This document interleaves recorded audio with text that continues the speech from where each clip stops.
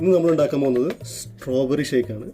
അതിനായിട്ട് 3 സ്ട്രോബെറി എടുക്കാം, അല്ലെങ്കിൽ വേണ്ട 4 സ്ട്രോബെറി. വരുന്ന അടുത്ത ഇൻഗ്രീഡിയൻറ്റ് മിൽമ പാല് ഫ്രിഡ്ജിൽ വെച്ച് കട്ടയാക്കിയതാണ്. കഴുകിയിട്ട് സ്ട്രോബെറി നമ്മൾ കട്ട് ചെയ്യാം.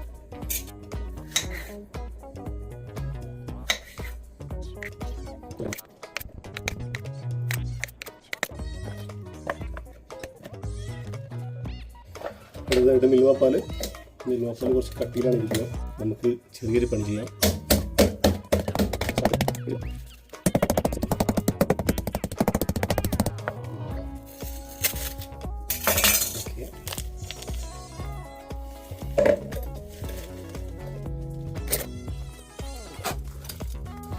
മുകളിലൊരു പൂച്ചക്കുട്ടി ഒന്ന് കളിക്കുന്നുണ്ട് കേട്ടോ, അതാണ് പ്രശ്നം.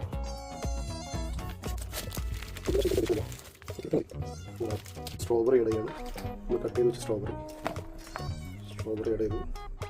ഇടണോ?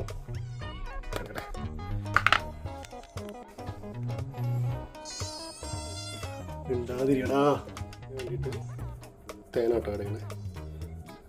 തേൻ ഇങ്ങനെ ആഡ് ചെയ്യുന്നു. പഞ്ചസാര ആഡ് ചെയ്യാം. പഞ്ചസാര ഒഴിവാക്കിയിരിക്കണം, കുറച്ചധികം തേനിരുന്നോട്ടെ.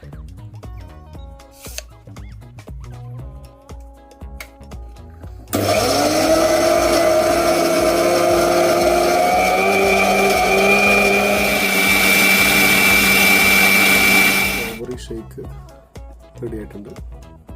നൈസായിട്ട് ഇങ്ങനെ ഒഴിച്ചിട്ട് കഴിക്കാം.